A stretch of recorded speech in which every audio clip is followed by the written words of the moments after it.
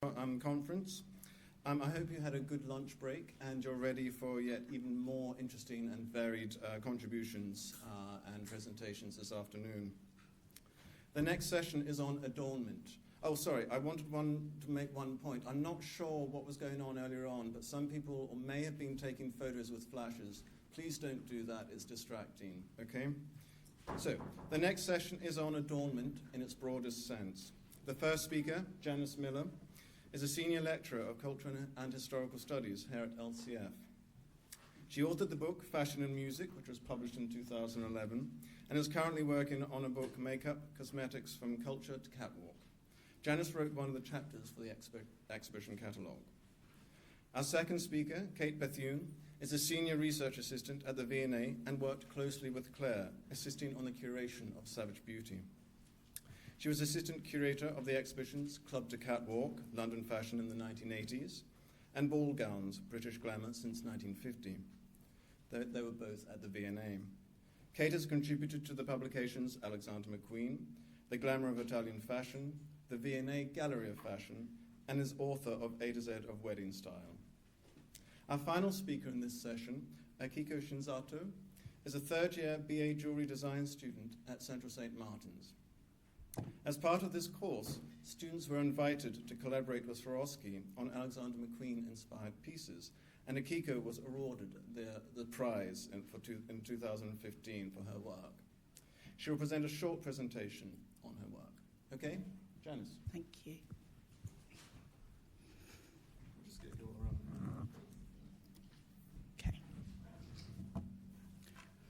Okay. So, as Ben said, I'm a lecturer here at London College of Fashion, and at the moment, most of my research time and my research interests are focused on thinking about makeup.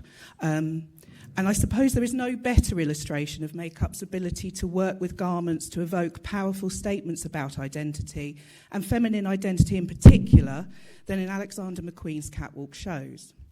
This paper will use cultural theory to explore how makeup is used in these shows to problematise femininity, and will argue that makeup plays a crucial role in the spectacle of McQueen's catwalk.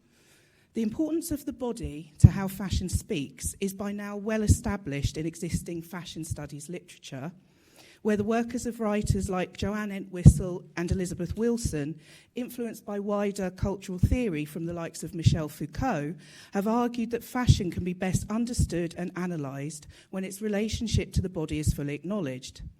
Related work by authors like Annika Smelik has then shown the body itself and what we're encouraged to do to and with it to be a subject to fashionable change as the clothing it inhabits. Yet despite such work, the peripheral aspects of embodiment like makeup have received little focused attention in their own right, within the literature on fashion anyway. There's some consideration in theatre work, but it doesn't seem to work very well for what we're really looking at here. A small amount of academic work on makeup has been published. Kathy Pice has made an important contribution to the subject. There are some good journal articles, book chapters and histories, but there's been little in-depth exploration of makeup's distinct culture, products and practices. Instead, makeup is often conflated in the literature with other forms of grooming and cosmetics use, which I would argue all have very different cultural meanings and connotations. Consequently, such conflations do makeup little justice, since it is, in its products and applications, a complex cultural form. These complexities are brought into stark relief by many of the makeup looks designed for Alexander McQueen's catwalk. To understand how, it is probably important for us to remind ourselves first of a wider cultural and social context where collectively women spend billions of pounds and thousands of hours trying to achieve attractive and appropriate makeup looks. Appropriate overarchingly for their gender, but also for their age, for their ethnicity, and in line with classed ideas of feminine good taste. This word appropriate is important, I think, and I will return to it several times through this paper. Millions of pages in women's magazines are also dedicated to makeup consumption, giving instruction to women on how and what to use, advising and advertising. In this digital age, equally important are the vlogs, blogs and apps that hand out similar advice or allow women to virtually try before they buy.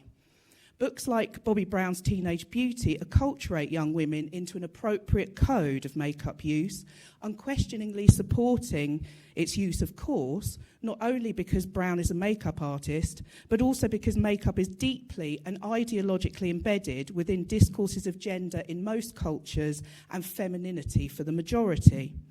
Thus, texts like this do not question the need for women to use makeup in some form, as many second-wave feminist thinkers may have done, but in an age of populist female empowerment, they do tend to make encouraging affirmations about self-esteem and the importance of natural beauty and allowing one's real individual self to shine through.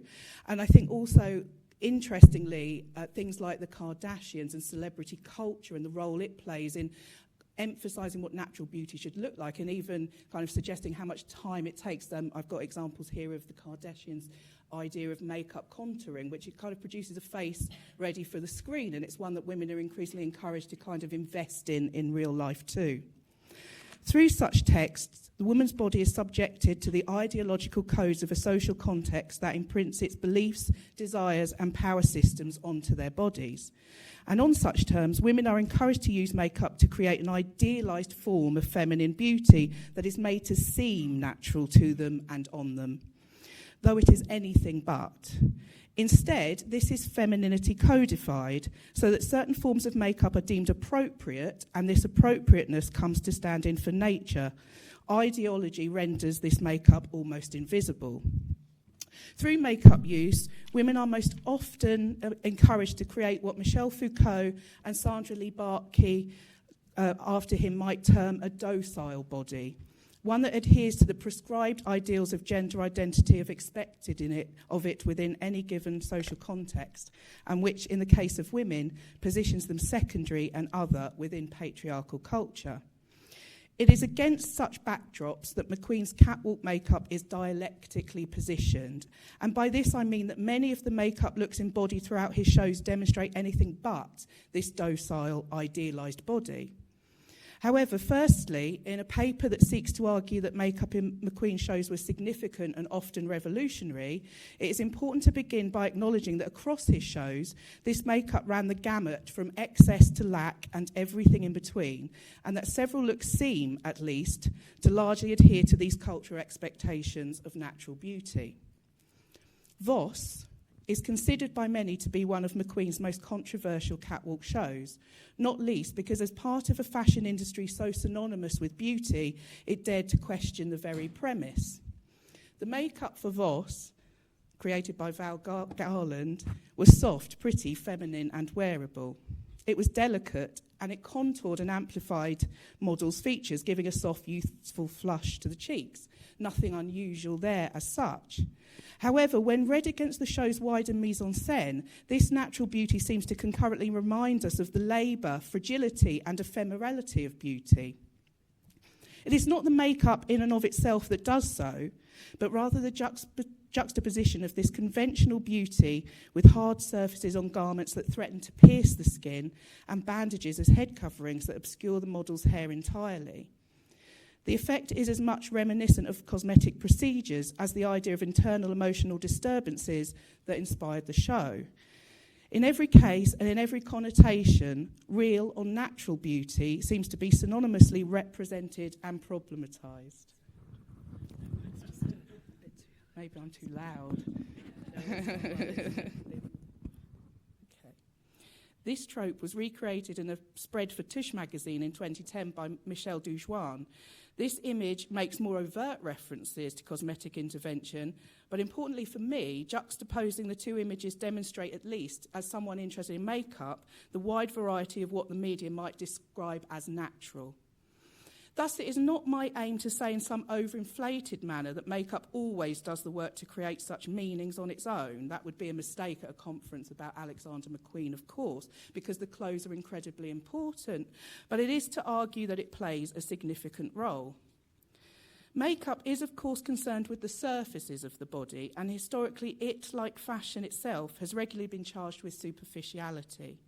McQueen's work did much to encourage us to rethink such beliefs. Dismissing the surfaces of the body as lacking meaning echoes with a Cartesian dualism that locates the real self with the inner life of the mind and spirit. Even in a media-saturated age where appearances are becoming more and more important, this legacy still haunts many popular ideas about selfhood, human identity, and also vanity. However, as Faccio writes, body identity resides neither with nor at the heart of the body, since other people's acknowledgements validate our identities. Consequently, surfaces matter, since they make identity and are a crucial mechanism through which this identity interacts with the world around it. Writing about makeup, Biddle, Perry and Miller have argued that in seeking its cultural meanings, we must not fall into a trap of either dismissing it or simply seeing it as an exterior manifestation of something necessarily deeper within. Instead, they argue that makeup should be seen as possessing an inherent superficiality, but one tied to and illustrative of the fluidity of human identity. Thus, they argue, if we can look at, instead of through makeup's visible contradictions, to find its meanings, we have much to learn. The makeup for Sarabande can be argued to use the surfaces of the body to create meaning. Makeup artist Charlotte Tilbury designed a configuration of makeup that clearly acknowledged its painterly origins, with references to the work of Goya that inspired the collection.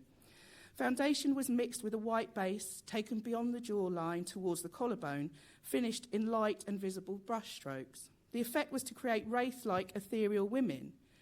More importantly, in its design and application, this makeup makes clear the surfaces it inhabits and the technologies that constructed it, by leaving a clear and visible demarcation between the makeup and the skin beneath. A diverse group of thinkers, from the anthropologist Mary Douglas to philosophers like Michel Foucault and Mikhail Bakhtin, and feminist thinkers like Luce Irigaray and Julia Kristeva, have all explored via different frameworks the ways in which societies ideologically situate and understand themselves, and in turn transform themselves through their boundaries and the ideals and ideologies that they create and then enforce. As Mikhail Bakhtin forcefully argued, the body itself can act as a metaphor for the social structures it inhabits, and as Linda Need writes, the body's boundaries cannot be separated from the operation of other social and cultural boundaries. Indeed, as with Sarabande, it can make them visible if we look. The use of makeup is a cultural practice governed by sometimes overt, but more often implied rules and prescriptions about the appropriate ways that it should or should not be used. Consequently, what is worn, how much, where, and by whom can be both illustrative of wider beliefs about human identity, particularly in relation to gender, and a place where such beliefs can be held up or held up to visible challenge.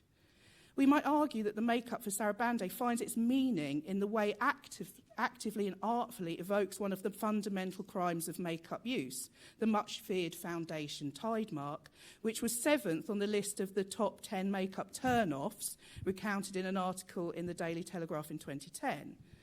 The tide mark might be argued to be problematic and unappealing because it reminds us of the lie, the constructedness that is feminine gender identity, and as such we might read the makeup for Sarabande as both conventionally feminine but also transgressive. McQueen regularly declared his desire to present women who were strong and complex, who crossed boundaries and got out of place, saying, "I want people to be afraid of the women I dress." Fear has been located as the driving force behind many of the cultural disciplinary activities of feminine identity that this paper references. Using a psychoanalytic framework, Barbara Creed argued that all human societies have a conception of the monstrous feminine, what it is about woman that is shocking, terrifying, horrifying, abject. For Creed, its prototype is the female reproductive body. And in a re-evaluation of Sigmund Freud's ideas about castration, Creed argues that women are feared because of their reproductive power and their otherness within patriarchal culture. They are seen to possess the potential to represent and enact castration. Thus, all attempts to manage women's bodies are rooted on such terms in an attempt to negate these fears. Such ideas seem to manifest themselves in Horn of Plenty, where we are presented with makeup that can be argued to figuratively offer up a vision of a castrating woman. Lipstick is widely acknowledged to be one of the most powerfully emotive items of makeup that a woman can use, but the lips created for Horn of Plenty are wider, fuller and shinier than fashion or beauty has ever really demanded, and seem reminiscent of Sigmund Freud's folkloric vagina dentata, or vagina with teeth, that possesses the ability to castrate. In a body of work that brings psychoanalysis to bear on fashion, Alison Bancroft argues that such possibilities are writ large throughout McQueen's oeuvre. As she writes, McQueen wants woman in his designs to provoke fear, to be so fabulous you wouldn't dare to lay a hand on her. Why not? What is this untouchable fabulousness? It is, I suggest, the castration threat, the slipping of the veil that is couture to reveal the terrifying maw of castration. I would not disagree, but on the catwalk, I would argue that it is very often not the clothes alone, but other aspects of the performance, including makeup, that act to anchor such meanings. The makeup for Horn of Plenty, then, offers a model of how makeup in fashion can do more than simply adhere to the ideological demands of normative gender identity. It demonstrates that the idealised symbols of gender identity can not only act as a mechanism via which women construct femininity, but through which they can also be subverted. In Horn of Plenty, signifiers of femininity become what Marianne Doane terms self-conscious masquerade. Joan Riviere first posited the possibility of gender masquerade in the 1920s in her observation of one of the female patients she was treating with psychoanalysis. Masquerade, as identified by Riviere, was a kind of playing up or overplaying of gendered ideals. It was a reaction formation, an attempt to symbolically undo anxiety brought about when someone felt that they had crossed gender boundaries or exhibited behaviours that were undesirable for their gender. Reaction formations are identifiable because of their excessiveness. Taking up such ideas, writers like Marianne Doane situate masquerade as an active mechanism where symbols of femininity are adopted knowingly and amplified as a form of resistance to the status quo. Horn of Plenty can be read on such terms, I think. While Vanity Fair posited in 2014 that women might, or perhaps should, wear makeup to look like they are not wearing makeup, to absolutely go without contravenes many of the kinds of ideals of femininity that fashion teaches us, and does so as actively as wearing it to excess.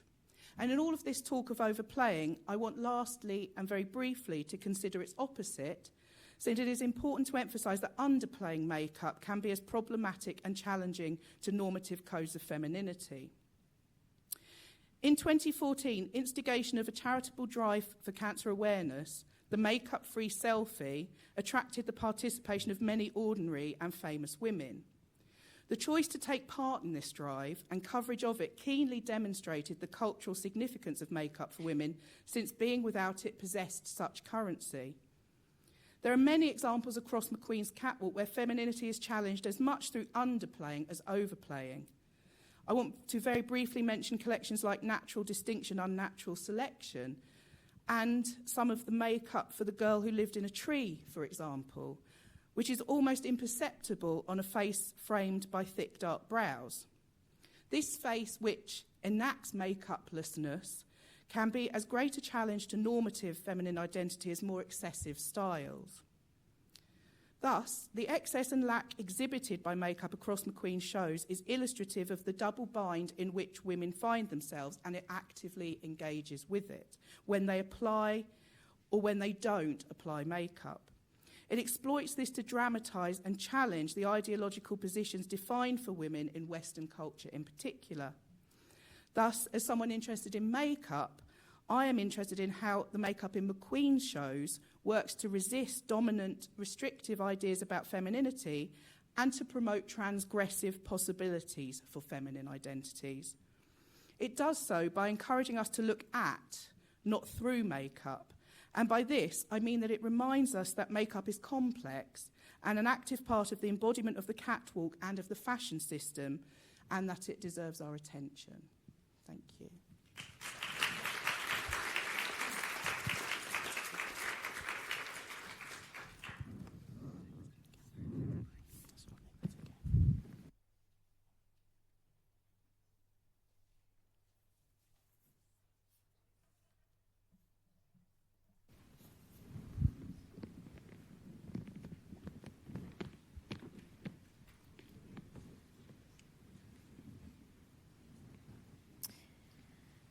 Good afternoon, everybody. For those of you who don't know me, my name is Kate, and I had the privilege of working with Claire and Louise on Savage Beauty as Senior Research Assistant.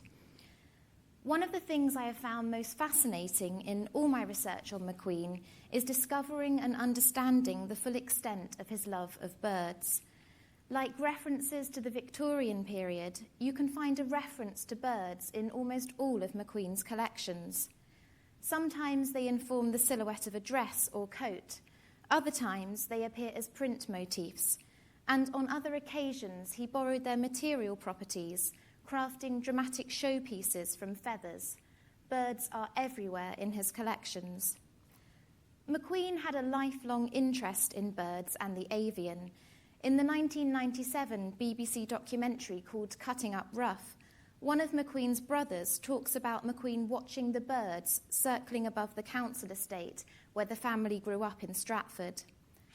McQueen was also a member of the Young Ornithologists Club, which is not a credential one might expect of the brash young designer who burst onto the British fashion scene in the mid-1990s with gritty, edgy, and often outrageous collections, such as Nihilism from Spring-Summer 1994 and Highland Rape from Autumn-Winter 1995.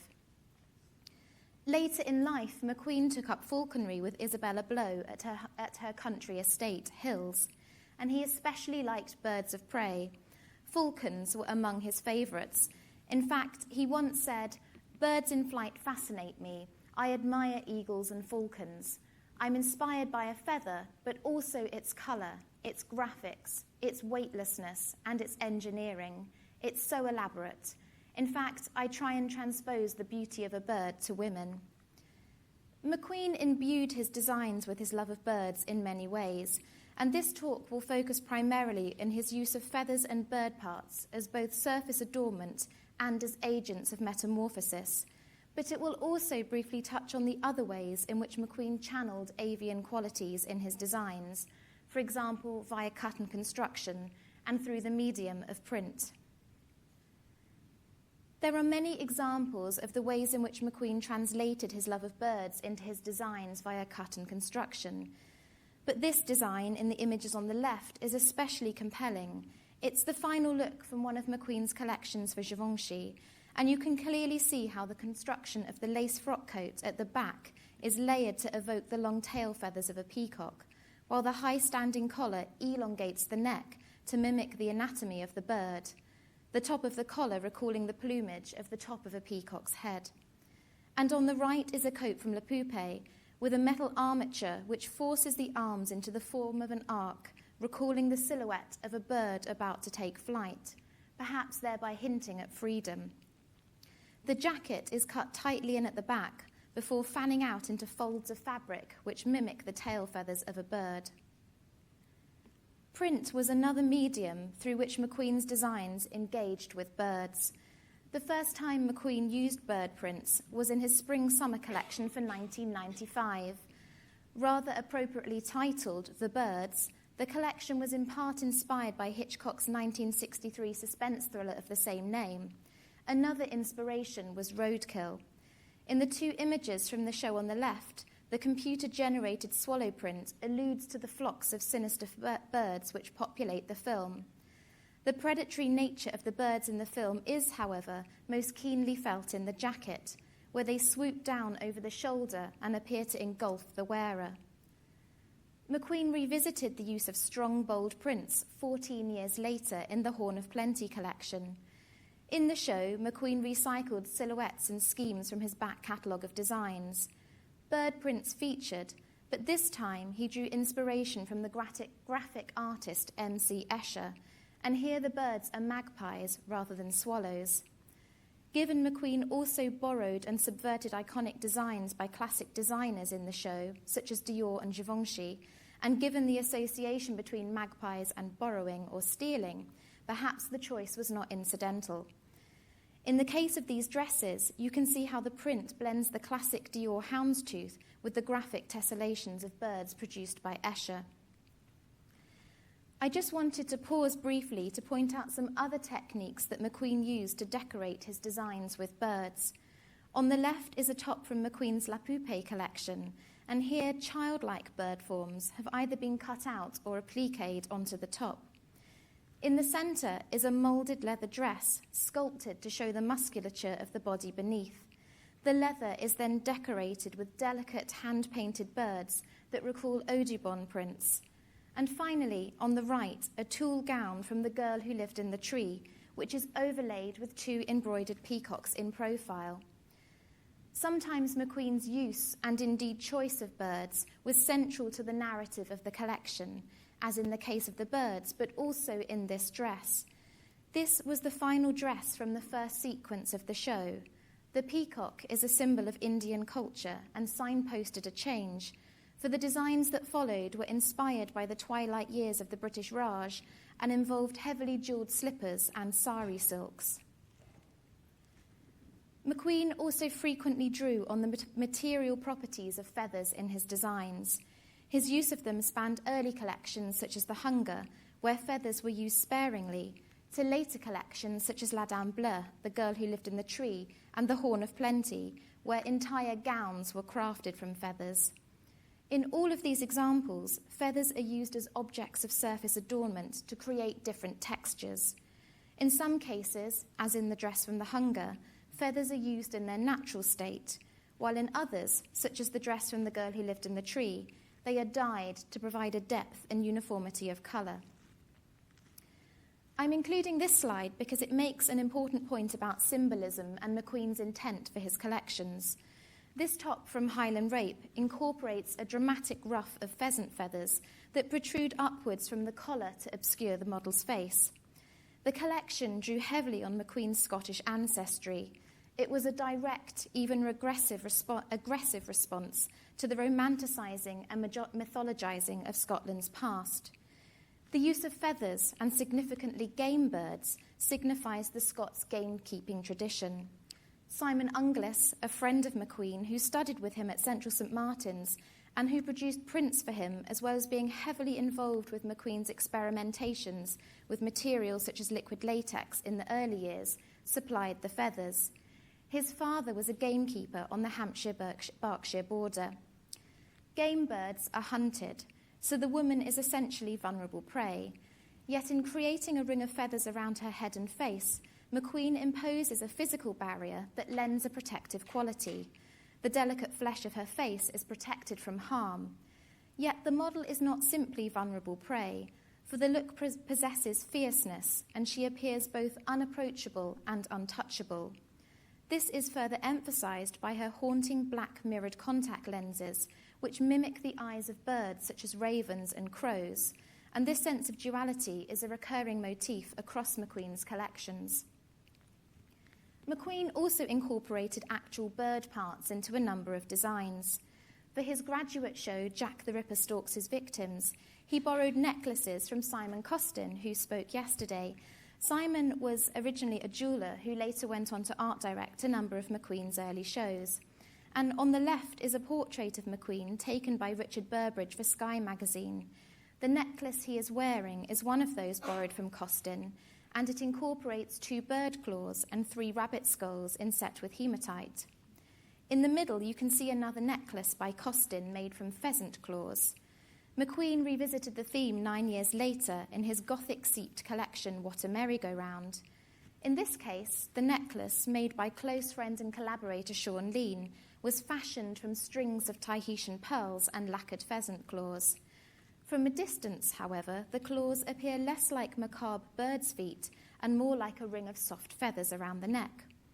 This fusion of organic materials, one ostensibly beautiful, the other vulgar, is one of countless examples of McQueen's intriguing combinations of materials which recast conventional perceptions of beauty. In all 3 cases, the use of bird parts draws on the trope of memento mori, again a recurring idiom in McQueen's work. In fact, the necklace on the left, which was made in 1986, is actually titled Memento Mori. Aside from drawing on this notion, the use of animal, and in these cases bird parts, is connected to developments in the wider artistic and creative milieu of the time.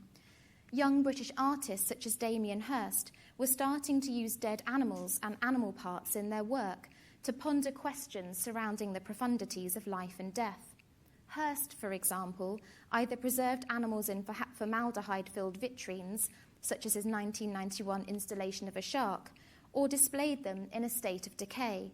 In 1990, he presented a severed cow's head in a vitrine filled with flies, a juxtaposition of life and death, or more pointedly, life feeding on death.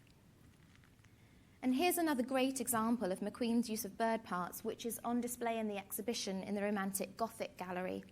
The leather dress from McQueen's second collection for Givenchy, called Éclate Dissect, involves a feathered collar which is flanked at the shoulders by 2 resin bird skulls, which appear in the place of epaulettes. The use of bird parts, skulls, and materials, feathers, are less surface adornment than they are an integral part of the ensemble. Furthermore, this ensemble once again connects directly to the narrative of the show. Éclate Dissect, based on the tales of Dr. Moreau, presented a Gothic narrative in which a crazed surgeon travelled the world collecting women, which he dissected and reassembled in his laboratory using bird parts. The leather gloves are also significant, for they allude to the form of gauntlets used for handling birds of prey.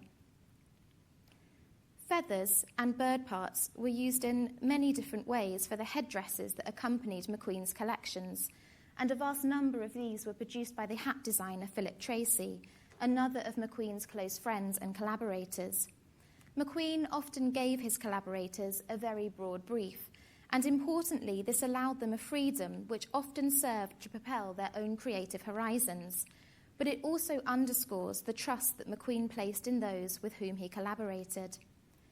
McQueen's collaborators instinctively understood his visions for each collection. Often, Sean and Philip would arrive just hours before the show with their creations, and this made the unveiling process, and in the case of Tracy's headpieces, the crowning of McQueen's designs with elaborate headdresses, all the more special and emotional. And here I have included a slide of just a handful of the many headpieces that Philip Tracy made for the Widows of Culloden collection. What is significant here is that these headpieces are fashioned from arrangements of feathers. Some are loosely collated, as in the wheel of pheasant feathers in the central image, while others have been densely layered to evoke the wings of a bird. The woodcock and mallard feather designs on the left and right are examples of this technique. One could even read a butterfly form into the mallard feather creation on the right. What is significant, though, is that these designs are just fashioned from feathers, and they do not involve taxidermy. In contrast, occasionally taxidermy was used, and on the left is perhaps the most compelling example. In this case, the headdress is a composition of taxidermied hawks. I think composition is a good word to use here, as this frozen image serves as a tableau which harks back to a scene in the Hitchcock thriller, wherein a lone seagull and later a flock of crows attack characters in the film. And here the perilous hawks are arranged as swarming in over the model, her hair being clawed through her bandaged head. On the right is a blue silk parachute dress from La Dame Bleue, wherein the back and unfurled wings of a bird appear inverted over the bodice. The terms naturalia and artificialia relate to the history of cabinets of curiosities and the classification of objects within them, as Lisa elaborated yesterday. And I have used these terms very lightly here because this magnificent bird's nest headdress, which of course is on display in our Cabinet of Curiosities in the exhibition, is a composition which involves both natural materials and artificial elements, or at least components made from other materials which serve as material metaphors for their actual natural forms. Here, the nest is crafted from twigs which have been cast in oxidized silver and hand-woven by Sean Lean.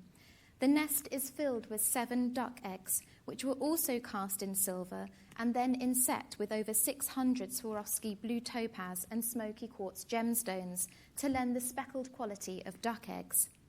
At this point, the nest was passed to Philip Tracy, who attached the headband and crowned the piece with taxidermied mallard wings.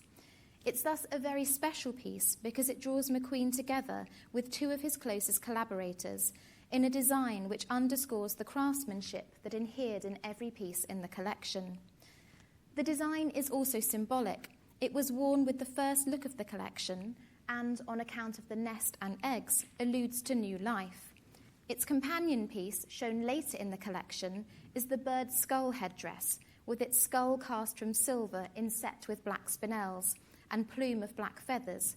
This signified death, and together the headpieces encapsulated the cycle of life. This design from the La Dame Bleue collection appears as a bird of paradise, which once again has been composed from natural and artificial or metaphorical elements, including feathers, gemstones, and silver. Various types of feathers have been fashioned around a solid form to give the appearance that the bird is real. However, it is a fantasy construction, drawing on lots of different types of feathers. Swarovski crystal has then been applied to the bird's face in the place of the eyes, along the upper back, and also to the beak, which is cast from silver. Sometimes other materials were used in place of feathers and bird parts to hint at birds and their related forms. This exquisite headdress, which is one of my favourite pieces in the exhibition, is another creation by Philip Tracy. Here, the skeleton of the bird is crafted from driftwood, which Philip told us was sourced from the Bahamas, where he was holidaying with Naomi Campbell. This skeleton sits in front of a splay of coral, which evokes the branches of the tree from which McQueen's feral heroine descended before she was transformed into an opulent queen in The Girl Who Lived in the Tree collection. As Lisa Scow notes in her essay for the catalogue accompanying the exhibition, the headpiece evokes the Nuremberg goldsmiths Abraham and Wenzel Jamnitzer's silver sculpture depicting Daphne, whose traditional hair fashioned from laurel is replaced with a branch of red coral. Sometimes the logic was, however, inverted, and bird parts were used in place of other materials or organisms, and in this case, the butterflies were actually crafted from hand-painted turkey feathers. Most impressive, perhaps, of all of McQueen's engagement with birds and bird parts in his designs is his ability to create bird women. These hybrid forms, which were entirely cloaked in feathers, were part avian, part human, and they underscore a process of metamorphosis. The boundaries are, however, blurred, and what is unclear is whether the form is a human in the process of transforming into a bird or an avian presence with human qualities. This darkly Gothic figure from McQueen's The Horn of Plenty collection is the most imposing and also ominous of all of McQueen's experiments with hybridity. A skull cap of feathers cloaks her head, signalling the process of near transformation from woman to a dark bird. Her high, wide shoulders can be read as folded wings. The placement of feathers is also very precise in terms of the direction in which they lay. They appear vertically in the centre of the bodice, elongating the torso, thus achieving a classic McQueen silhouette.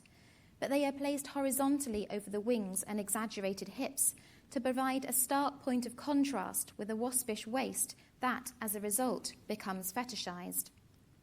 In essence, this design really underscores the extent to which McQueen perceived of both the body and fashion as sites for transformation. In fact, he once said, "With me, metamorphosis is a bit like plastic surgery, but less drastic. But ultimately, I try to transform mentalities more than the body. I try to modify fashion like a scientist by offering what is relevant to today and what will continue to be so tomorrow." On the one hand, this dark and grotesque form can be read as a raven, the quintessential portent of death. Given McQueen was an admirer of the poems of Edgar Allan Poe, perhaps this is what he intended. But equally, she can be legitimately read as the black swan from Tchaikovsky's Swan Lake.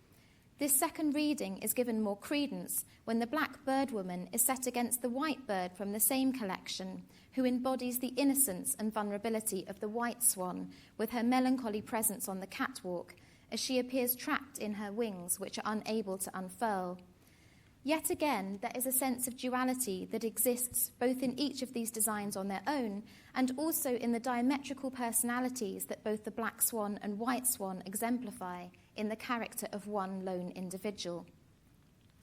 But to return to focus on the duality that inheres in the black swan, although this figure possesses a deeply ominous, aggressive, even sinister quality, I'm always drawn to the bow-shaped form of the top of the bodice and skirt.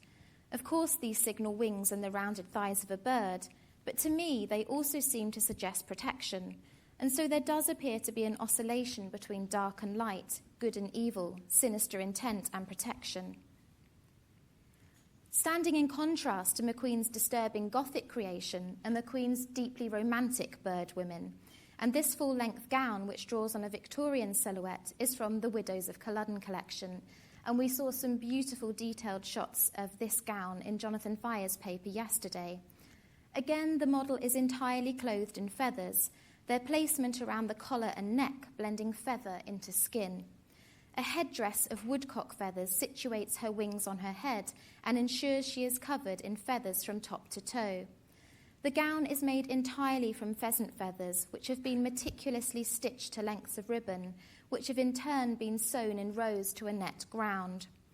And as Claire explained yesterday, when you actually hold this gown, it's virtually weightless and it feels as though you're actually lifting a bird in your hands.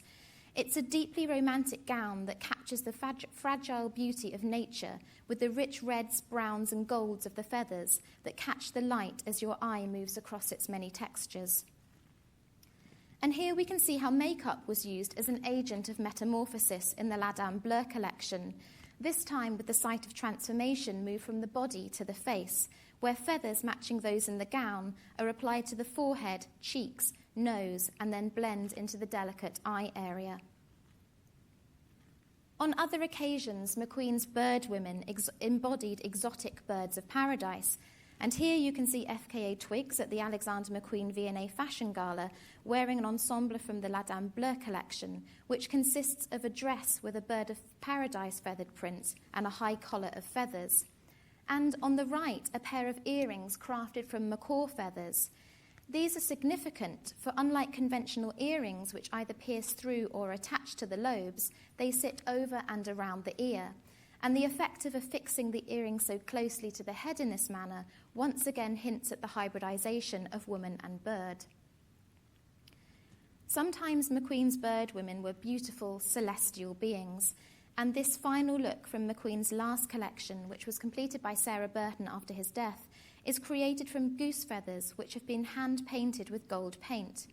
The placement of the feathers have been delicately and sensuously arranged to show awareness of the feminine silhouette of the body beneath, whilst the arrangement in rows along the arms to the hands once again blurs feather with skin.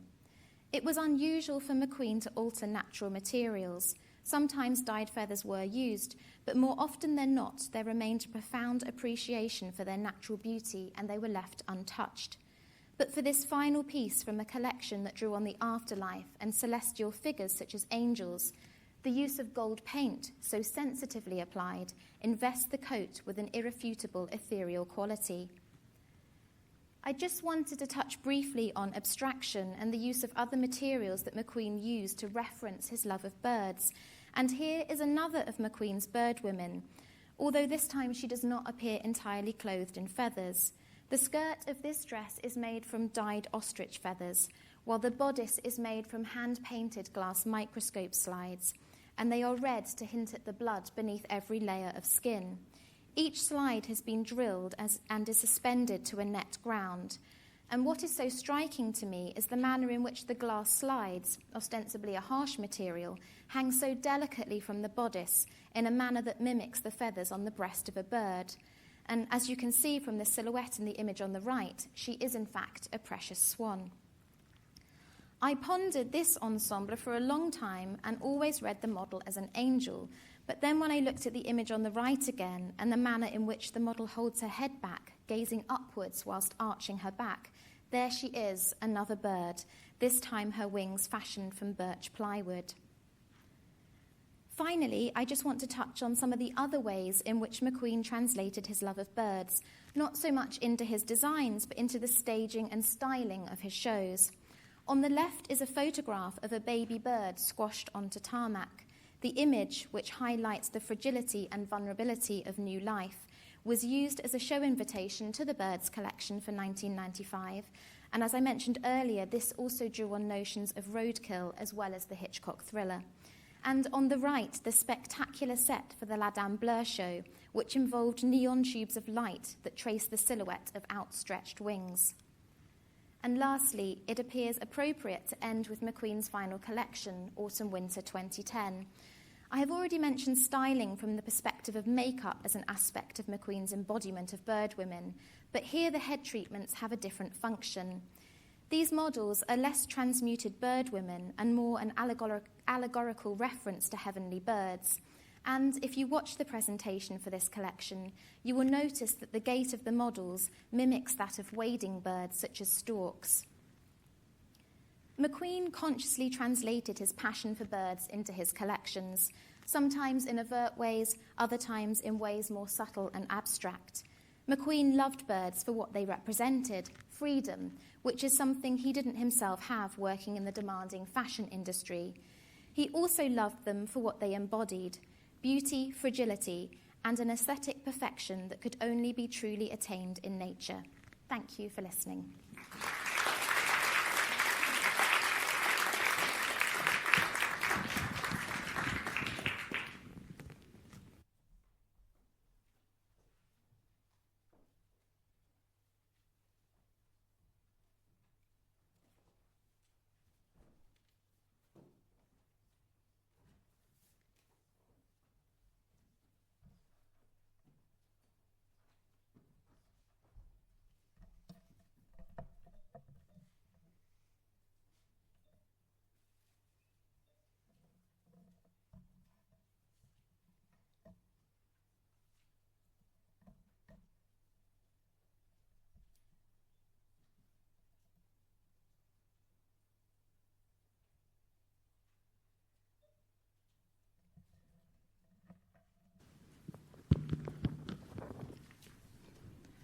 Hi, my name is Akiko Shinzato.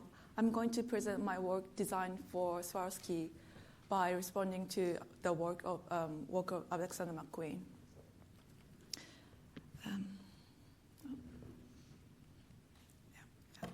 This is my piece, and my idea is putting on makeup in a form of jewelry.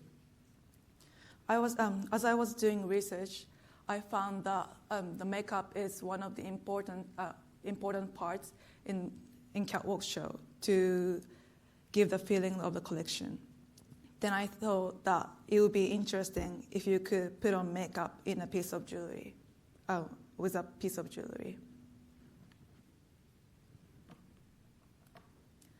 My inspiration came from the makeup seen on clowns in the shows of Alexander McQueen, The Horn of Plenty in 2009, and What a Merry-Go-Round in 2001. The clown makeup was very eye-catching and has strong impacts on his shows. I'm interested in how extreme makeup changes the look of the person. In clown makeup, a person can conceal her facial features by putting on another identity, which in this case, the clown.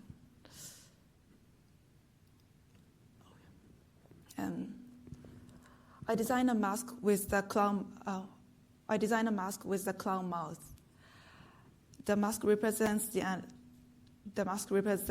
an idea of hiding and changing identity, and it is laced up at the back and somehow looks like a surgical bandage when people have plastic surgery.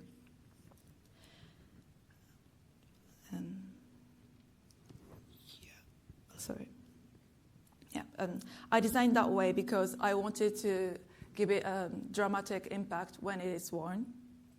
And this also gives my piece a sinister feel. I used vegetable tan leather as my base material to represent skin. I wet formed and painted leather and set Swarovski crystals on the surface. As I was making, I kept asking myself, what is savage beauty? Then I thought savage beauty implies that there is beauty in imperfection. So I incorporated some imperfection in my design. I left part of the piece raw leather with no crystals. When I was painting the leather white, I found the stroke of paint interesting because it looks like makeup smudges and unfinished makeup. I decided to leave the paint strokes visible and arrange the crystals only at the front, as this gives the fading out effect. The leather also gets coarse and rough at the end and is laced up with frayed leather strips. The perfect makeup with the Swarovski crystals fades out and reveals the skin underneath. Thank you.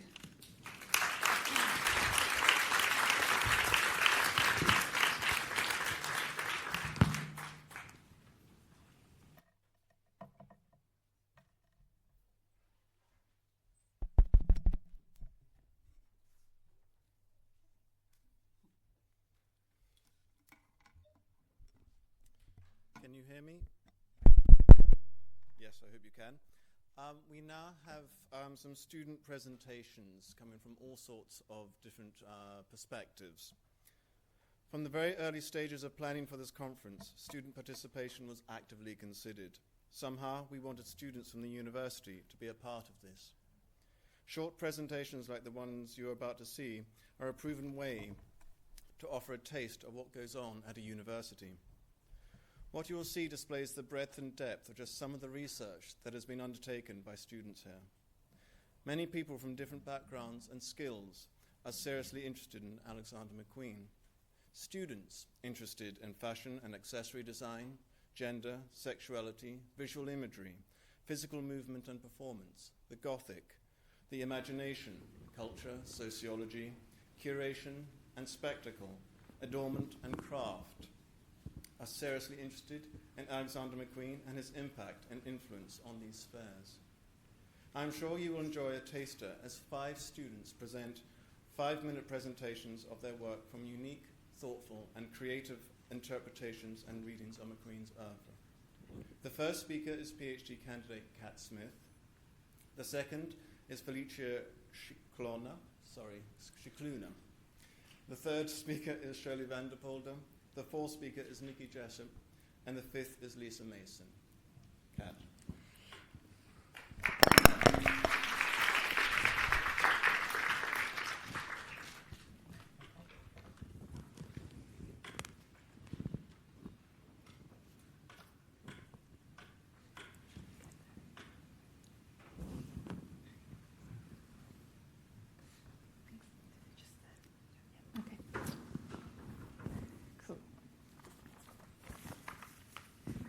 Okay, hello everyone. There we go. My name's Kat Smith. I'm a second-year PhD student here at the London College of Fashion. My research explores the relationship between identity, disability, gender and fashion for women who have mobility impairments, as well as examining representations of disability and disabled bodies in the fashion industry.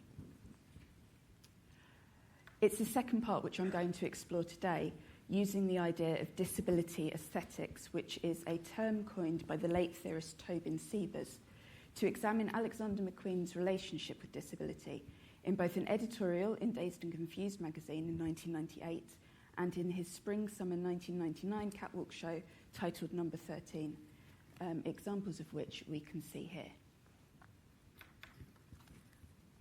So aesthetics, as defined by Siebers, involves our emotional reaction to bodies, emotions such as lust, anger, and disgust. He argues that you cannot separate these emotions from the political, social, and cultural environment that we exist in, and that because of the prevalence of negative stereotypes surrounding disability, the disabled body and mind elicits powerful emotions. He argues that disability has been present throughout the history of modern art, and it gains aesthetic value as a challenge to what society gives value to or deems beautiful. Disability aesthetics, therefore, values bodily and mental differences. It rejects normative beauty standards and objects to aesthetic standards that exclude disability.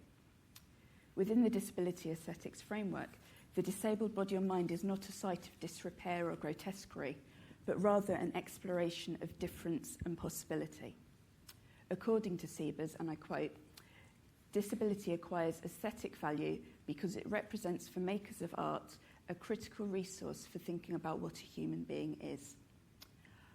I believe that Alexander McQueen's work embodies many of the ideas put forward within Siebers' theory.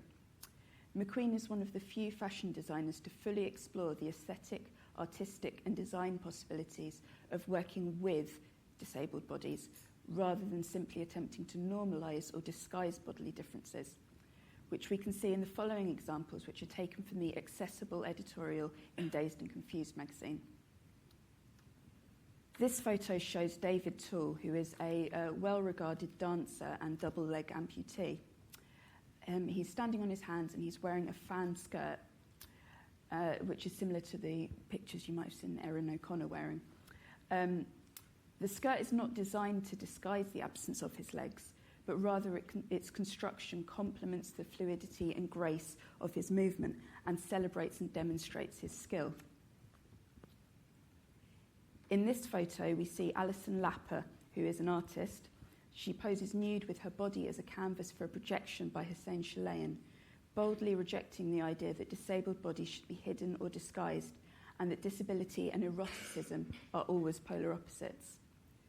The clothes in this editorial are cut to complement rather than disguise bodily differences, and by placing disabled models front and centre, there is the challenge to what we as the audience are accustomed to considering as a beautiful body.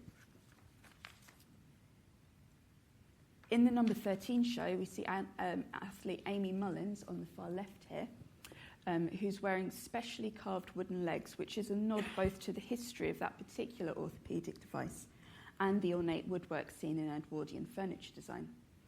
Mullins and the other models in these photos wear corsets made by specialist orthopaedic team at Roehampton Hospital, which feature the familiar brown leather, clunky buckles and stitching often seen in orthopaedic equipment, which blurs the lines between fashion and medical design.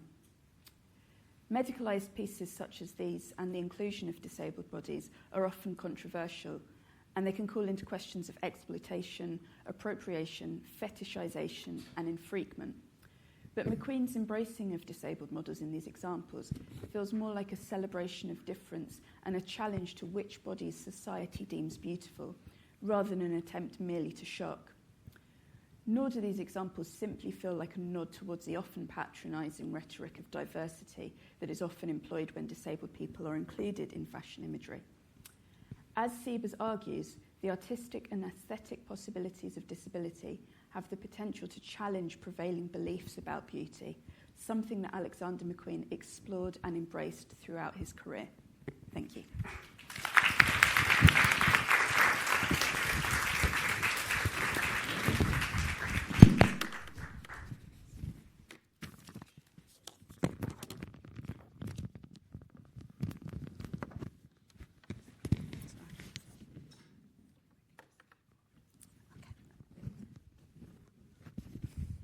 Hello everyone, I'm Felicia Shikloon and I'm doing the Masters in History and Culture of Fashion at LCF.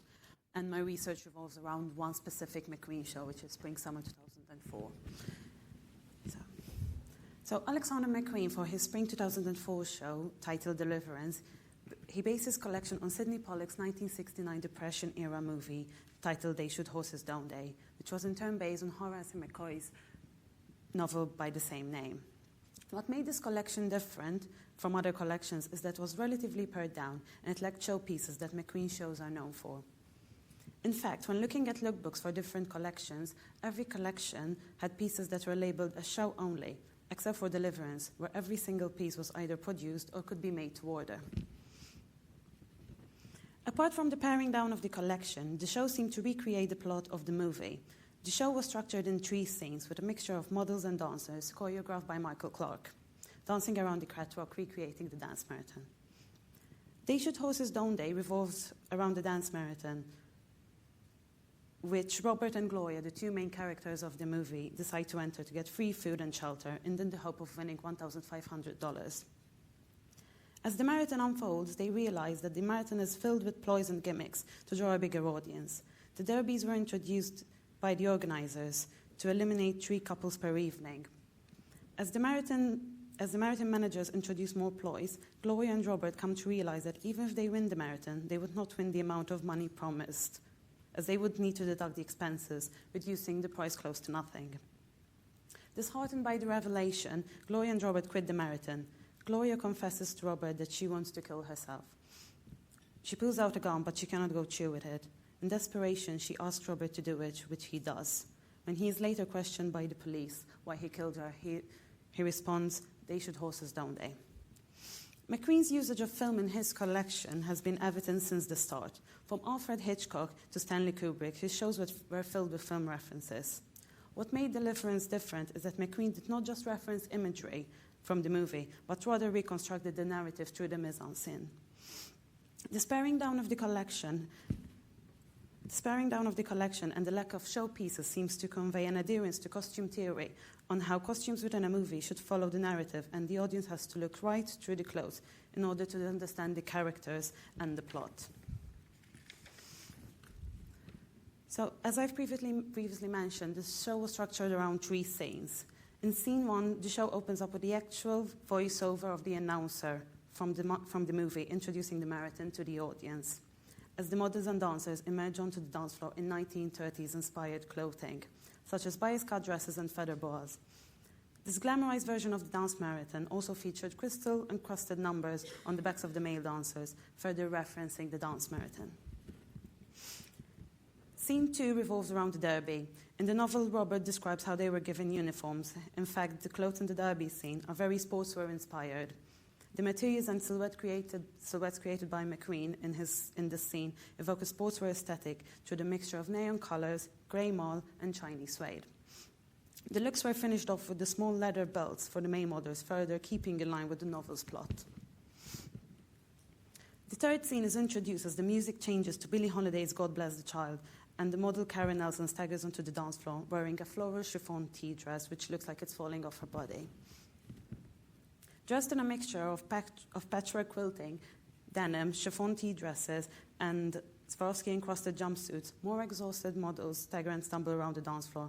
All these fabrics evoke 1930s Depression imagery of when dance marathons were so popular as a means of entertainment.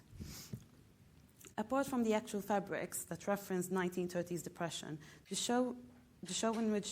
the way in which the clothes were constructed to appear like they are falling off the models' bodies helps in further developing the existentialist plot of They Shoot Horses, Don't They? The final model to emerge on the dance floor was a ravaged version of the sequin dress from scene 1. The dress is torn and the sequins are met and they seem to be falling off.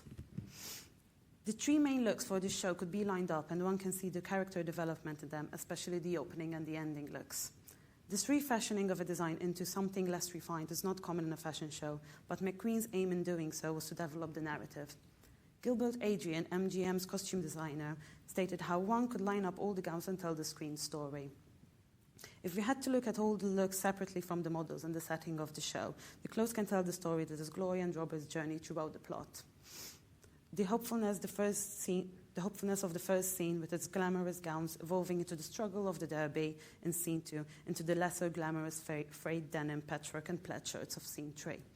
It all accumulates at the end with the torn silver dress embodying the novel's existentialist theme of inevitable fatality. When McQueen was interviewed in 2003 while producing this collection, he stated how he watched the movie They Shoot Horses, Don't They? And he felt that it exuded the same feelings as a McQueen show, the sadness, the desperation, and the happiness. And he felt that it was relevant to what was going on in the world at the time. McQueen shows were never just about commercial pretty clothes on the catwalk, but always had an underlying statement. The adoption of the dance to the death narrative and the theme of exhaustion in dance marathon can be linked to McQueen's feelings about the fashion industry. In a number of interviews, he commented on how fashion designers have to keep up with the stressful demands of the industry. Therefore, the recreation of the dance marathon can be seen as a metaphor for the industry. So while in other McQueen shows, scholars focus on specific looks from the collections, it is very interesting in analyzing the statements that McQueen made through the recreation of the narrative on the runway. Thank you.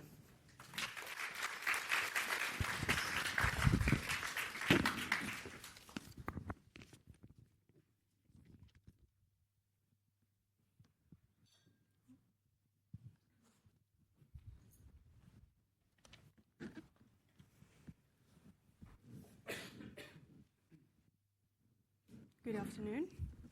Before I begin, I would like to thank the Victoria and Albert Museum and the Centre for Fashion Curation for giving me the opportunity to let you, as McQueen said about his shows, see how I see it. I would like to talk about McQueen's Spring-Summer 2001 show Voss and the Spring-Summer 2010 show Pleiades Atlantis and place them next to work number 227, The Lights Going On and Off, by British artist Martin Creed, focusing on visitor experience. I will not attempt to link Creed's work to that of McQueen, or present Creed's work as a source of inspiration to McQueen or vice versa.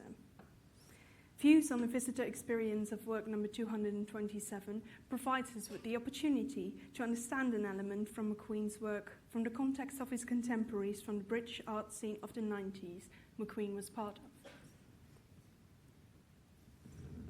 McQueen's designs have been linked before to the work of the young British artists who started exhibiting together in the late 1980s and are known for an oppositional attitude and the use of shock tactics. Starting point of the era of young British art was the exhibition titled Freeze, organised by Damien Hirst at Surrey Docks in London Docklands in 1988, while Hirst was still a student at Goldsmiths College of Art. Freeze included the work of fellow Goldsmiths students, many of whom also became associated with the young British artists. To me, the images on this slide show how McQueen referenced the young British artist through his choice of themes and the provocative nature of his designs. The previous images of work number 227, however, do not tell anything about references or objects, simply because they try to represent something intangible. It's the intangible part of McQueen's work, his shows, that were very dear to him and has never been studied before from the focus of contemporary art. I would like to contribute focusing on visitor experience. The winning submission of the Turner Art Prize 2001, work number 227, consists of a blank gallery space illuminated by lights from the ceiling every 5 seconds. After 5 seconds of light, there is 5 seconds of darkness, and this passage of lights going on and off continues infinite. On the Tate website, work number 227 is referred to as an empty room with lightning that seems to be misbehaving itself and challenges the traditional conventions of museum or gallery display. When I visited the work at Tate Britain last year, I was slightly embarrassed by my own perception after reading the caption, because before I thought the gallery was closed for installation and that the lights were broken. Curator Catherine Stout writes, and I quote, "Just like a performance, Creed sees looking at art as a theatrical experience, a kinetic activity that relies on the live presence of the viewer." End of quote. This explains why audience engagement is so vital in Creed's work. He takes the work from the wall and lets an action within the space in the presence of visitors be the work. Work number 227 is the interaction between exhibition space and visitor, questioning what is art. This is similar to McQueen shows Voss and Plato's Atlantis, although McQueen preferred uncanniness. Before Voss started, the audience was seated around a mirrored glass box. With the show running an hour late, people were forced to look at their own reflection, whether they liked it or not. After seeing the beautiful but distressed-looking models in the box, the audience was then confronted with a naked Michel Olly, calmly posing on a chaise longue, presented as a confined monster. Olly wrote in a diary, and I quote, "I am what most of them fear most, fat," end of quote. Voss did not only question the prevailing definition of beauty, but also portrayed the fine line between sanity and insanity. During Plato's Atlantis, the audience was confronted with live footage of themselves, filmed by 2 cameras constantly moving around the sides of the catwalk. This show questioned what fashion shows are actually about. The answer seems to be similar to the question why people used to go to the opera in the 18th century, to see and be seen. Even though Creed is a positive minimalist and McQueen loved the unpleasant and exaggeration, both created events that can only fully exist when it engaged with its audience. Creating a willing or unwilling participation in a liminal space, the audience was made aware of the prevailing perceptions of beauty and fashion by looking at their own reflections. Thank you.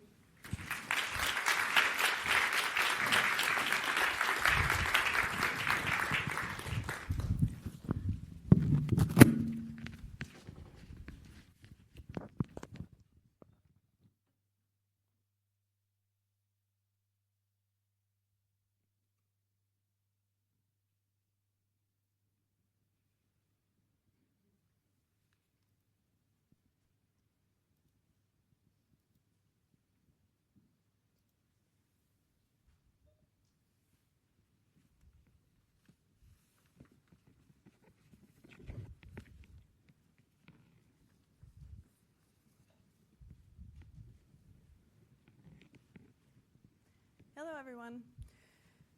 My name is Nikki, and I'm studying a master's in fashion footwear at London College of Fashion.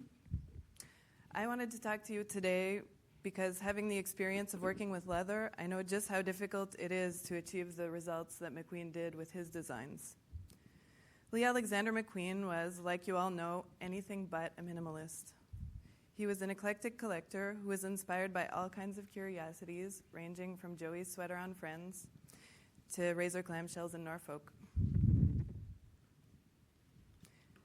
Using a shamanistic approach to materials, he was most attracted to materials with fetishistic qualities like hair, leather, and feathers. He used leather, a traditional material, in a very unconventional way. He also used many other unconventional materials like bone, butterflies, flowers, glass, horn, shells, metal, porcupine quills, and worms, just to name a few. McQueen was indiscriminate when using materials. Sarah Burton said that Lee would use metal, rubber, foam, or tubing in the same way he would use a silk or a jacquard. Coming from a leatherworking background, I know just how hard it can be to work with different materials. Each one has a specific process. It bends, drapes, or connects in a different way. And it's hard to predict how it will react before you try it. In shoemaking, you have to experiment to figure out how you will connect the parts, all depending on the materials. Will you glue them? And if you glue them, with which glue? Neoprene, rubber solution, or PVA? If you can't glue it, will the parts be stitched? Will they be joined, slotted, pegged? Finding a way for two materials to connect often requires a lot of imagination. For me, this is one of the basic principles of design. You create a problem for yourself, and then you find a way to solve it. McQueen sure did create a lot of problems for himself, but he also found the creative solutions that made him the innovative and revolutionary designer he is remembered as today.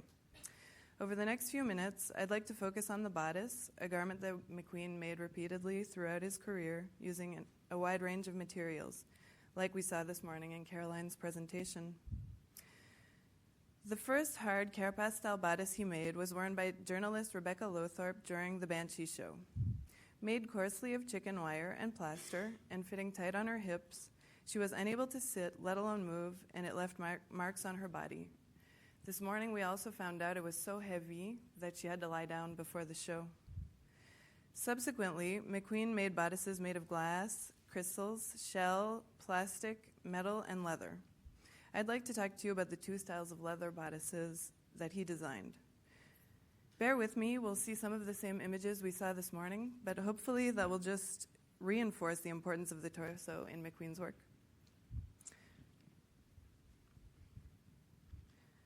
The first leather bodice he designed was a gold Roman-style bodice made for his debut Givenchy Haute Couture collection in spring-summer '97.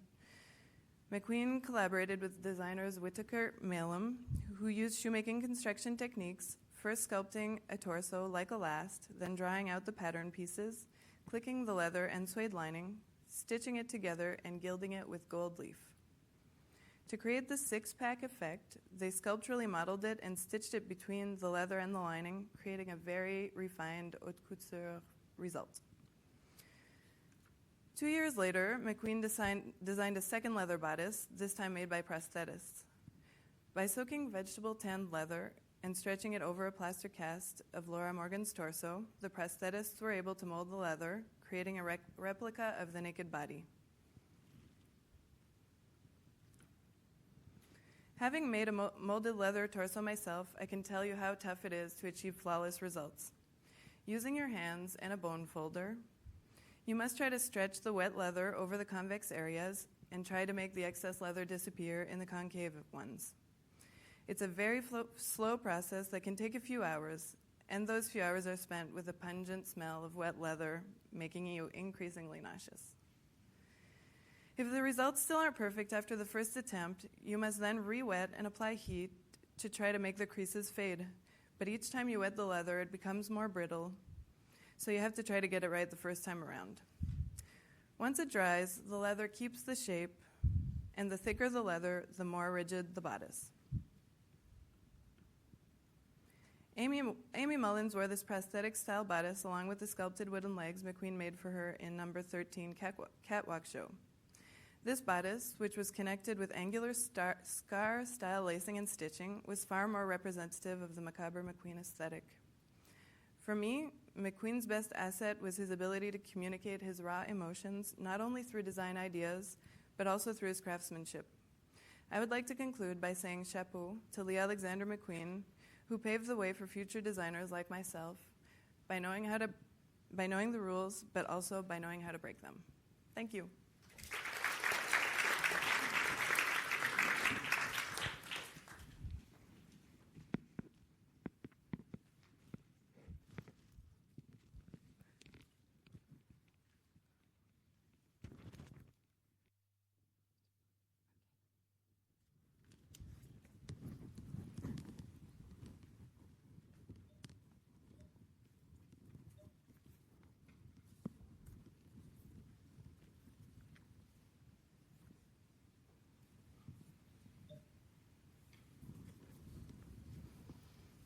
Good afternoon. My name is Lisa, and I'm a fashion curation student here at LCF. And I'm going to discuss Ionagata, which Jane Pritchard mentioned earlier this morning. The image you are looking at here is a poster for Ionagata, the dance theatre hybrid piece co-created by and starring the dancer Sylvie Guillem, choreographer Russell Malafont, and theatre director Robert Lepage, which received its British premiere at Sadler's Wells in February 2009, and which I saw. I'm discussing this piece as it is the only dance theatre production on which Alexander McQueen agreed to collaborate in relation to costume. Now, this may be surprising to some, given his early career at the theatrical costumiers Bermans and Nathans, and the often theatrical nature of his catwalk shows. McQueen himself said, "I've been asked to do things like this before, but have turned them down because I know it would only work if I could really feel it.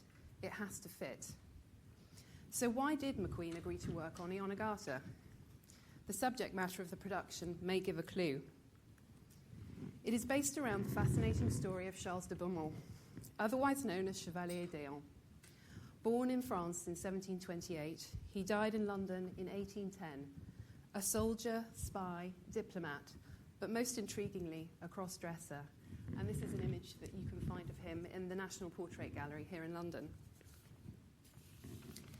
He used cross-dressing in the pursuit of his duties as a spy and spent half of his life dressed as a man, but the other half in exile in London, dressed as a woman. Robert Lepage, who came up with the story, felt that Chevalier's life paralleled that of the Japanese onagata, male actors who perform female roles in kabuki theatre. Some images of which you can see here.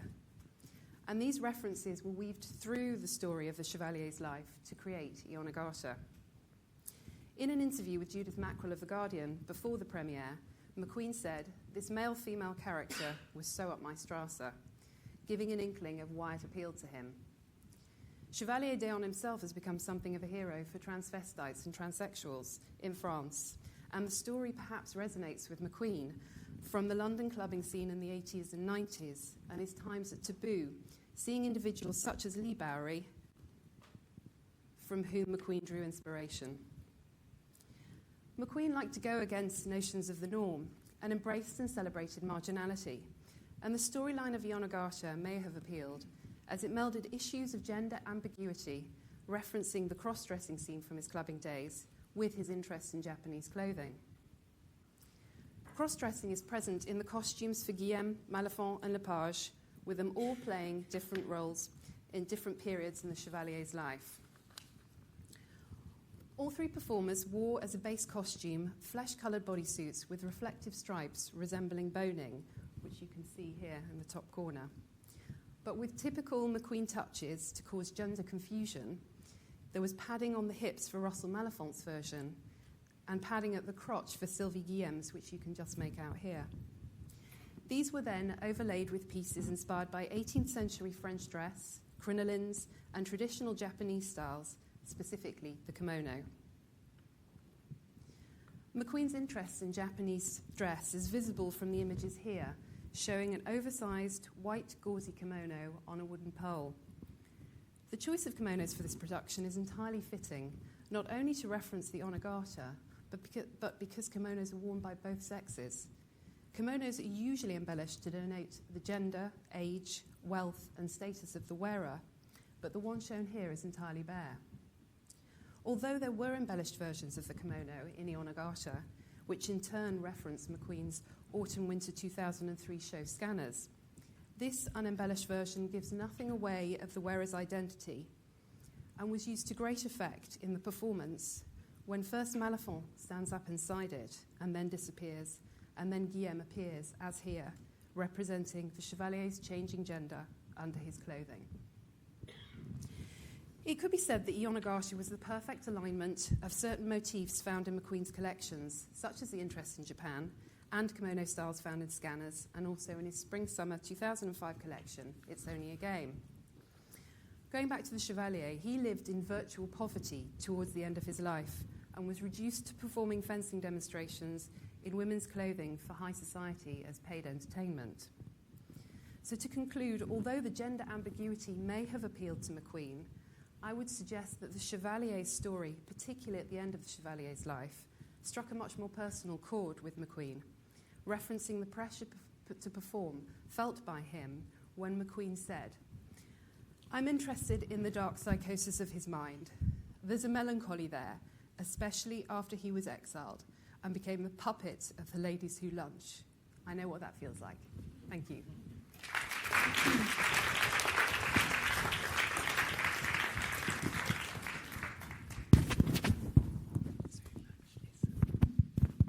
Hello.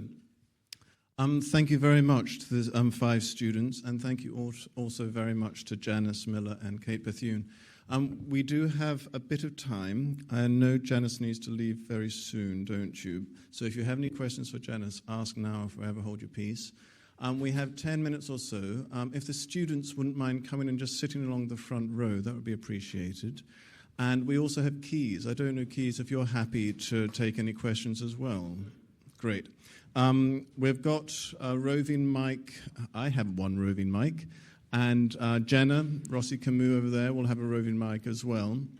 So, and people up the front will be able to talk at some point, when I can untangle this, with these mics. So does anyone have any questions so far about today's proceedings? Anyone who would like to ask anything? We have something right up the back. I'm going.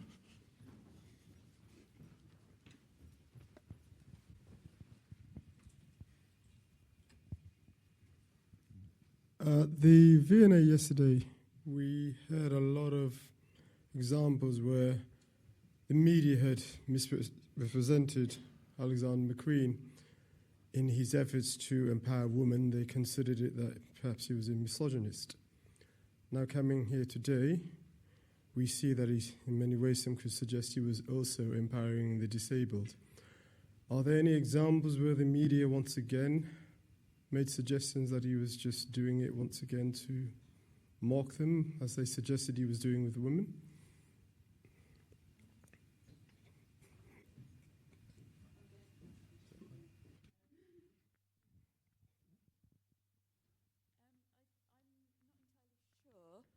In terms of coverage of McQueen's treatment of disability, if you look at the editorial in Dazed and Confused, there is actually a disclaimer in the sort of the blurb in the editorial saying, "Oh, we're not doing this to be controversial," which I think suggests more about the sort of anxieties people have about representing disabled people than it does about the actual images. In my presentation, I showed a picture of Alison Lapper, who's obviously most famous for being the subject of a Mark Quinn statue, which was on the 4th plinth. And I know that there was a lot of controversy about that. If that gives a sort of an idea of sort of the controversy that shows any kind of representation of disabled bodies. In terms of McQueen, there wasn't anything directly that I'm aware of, no.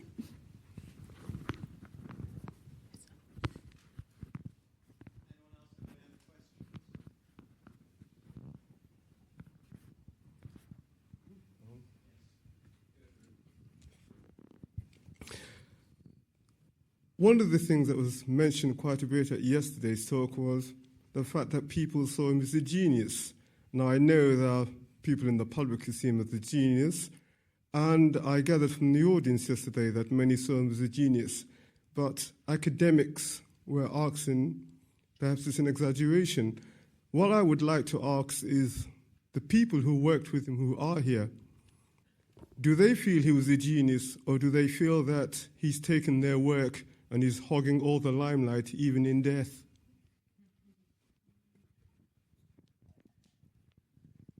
Yes, I spoke to a lot of collaborators who worked with Lee, and we all felt it was a privilege to work with him because, yes, we all felt he was a genius.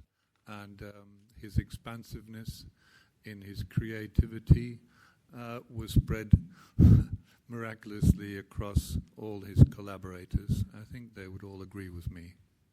Thank you.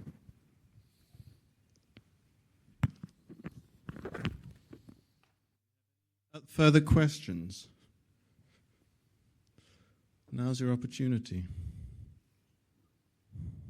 No? Oh, yes. I just have one question. The relationship between McQueen and Damien Hirst, because I see a lot of connections, so I'm not sure who inspired by who. Shirley, do you have any sense or any ideas? You raised it.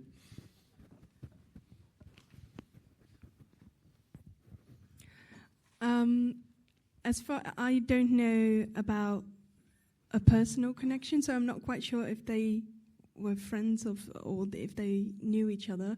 A lot of Hirst's work is present within McQueen's inspiration and literally part of McQueen's work. I think it really has to do with the representation of the skull and also the Gothic element. And I think, in a way, it is really what I just described as the use of shock tactics to do anything different. And I think if you think about the Hearst piece where you have I think it was Kate who mentioned it, the cow in there, that is something, for instance, that is you see in different parts, you see it coming back in McQueen's work, but I don't think there is, it wasn't that McQueen inspired Hirst. Maybe later on in what Hirst was making when McQueen's work got bigger, but I don't know if there's any direct relationship between them. I can make a few comments on that point because it's very interesting, the connection between the work that these people were doing. It was Katie England, because I was listening to what Katie England said recently at the V&A. She felt that Lee could be looked at as a part of the group of artists who were working at that time, and the one person who was the best known was Damien Hirst. He didn't really have a friendship with Damien Hirst, but he had a great appreciation of his work. He was very, very close with the Chapman brothers. They were often around at Lee's place, and we earlier saw the images of the hanging torsos, which represented death. I mean, they all these artists were working with on a platform of the inevitability of our mortality, and so Lee was very much in tune with what Damien Hirst and the Chapman brothers were working in. Thank you. Yes, Jenna, top, and then blue shirt just below.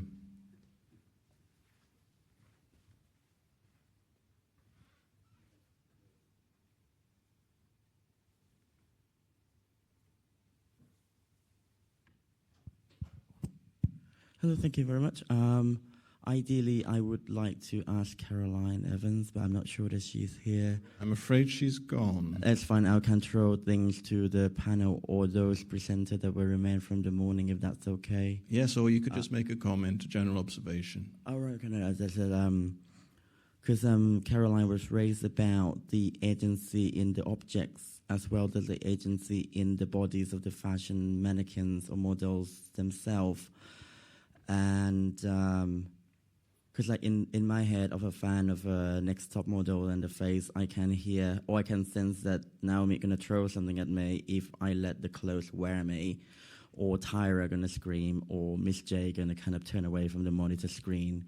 And so that's why I just wonder whether how one would unpack the tension or negotiation between the agency of the body and the object, because I know McQueen worked a lot with the organic bodies versus the machines, or how the prosthetic leg become part of the body, and feather can be almost like the second layer of the skin.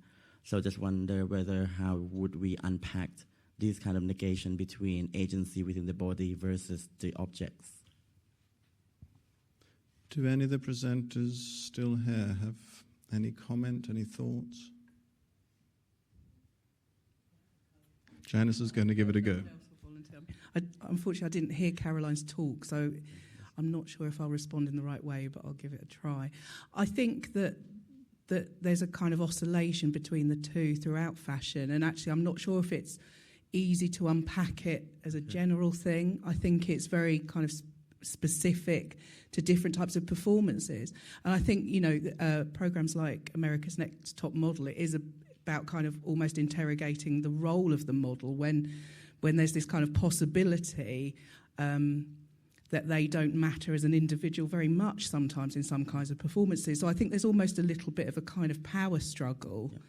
I'm not sure that I think it's a resolvable question in a way, because I think that tension is what is so interesting very often about so many of the kinds of performances that we see. Okay. So I don't know if that fully answers your question, but that's my initial thought. Thank you very much. Thank you. There was a man with glasses and blue shirt.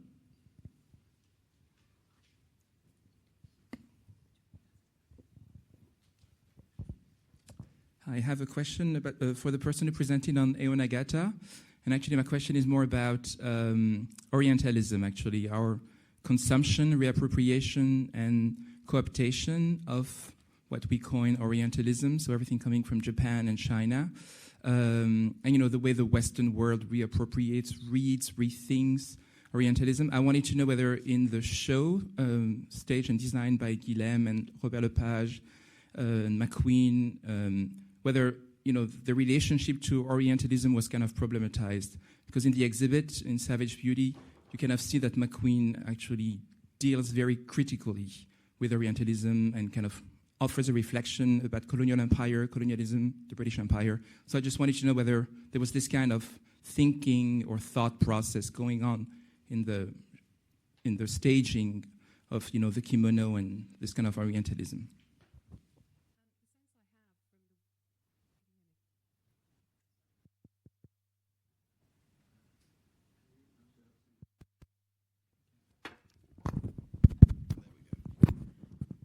The sense I have from the way in which the Orientalism was used within the production was this tool, this means of referencing a traditional form of Japanese theatre, which brought in this whole idea about playing with gender.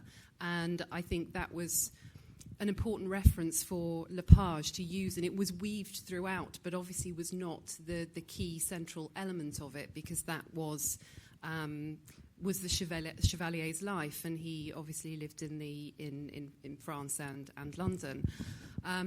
I thought it was used quite sympathetically, but as a whole, I think actually the production ended up being slightly confused, and I don't think it actually played out as well as I think a lot of people's expectations might have been. I think for me, what I felt were the costumes were one of the most successful elements of it. And I think the way in which the costumes were used, particularly the use of the kimono, was done very beautifully and very theatrically. but at the same time had a fantastic narrative. I don't know if that answers your question. Thank you. Does anyone have any further questions? Yes.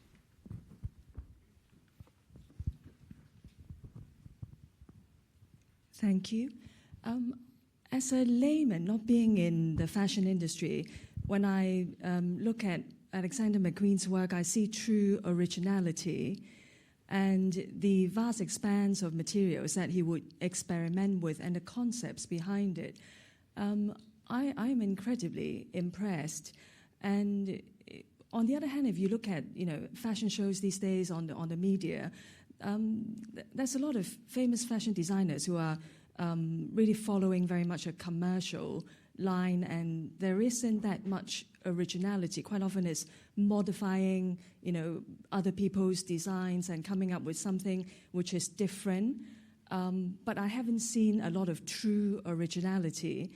And even going to the V&A exhibition, I feel that even though McQueen has now passed away, and you look at the earlier creations, and it's still very forward-looking to me. It's still very futuristic. And I will be interested in for example, Keith's thoughts, having worked closely with Alexander McQueen. Who do you see in the current world of fashion, people who would have that kind of creativity, anything close to what McQueen was able to achieve? Yes, I'd be glad to answer that.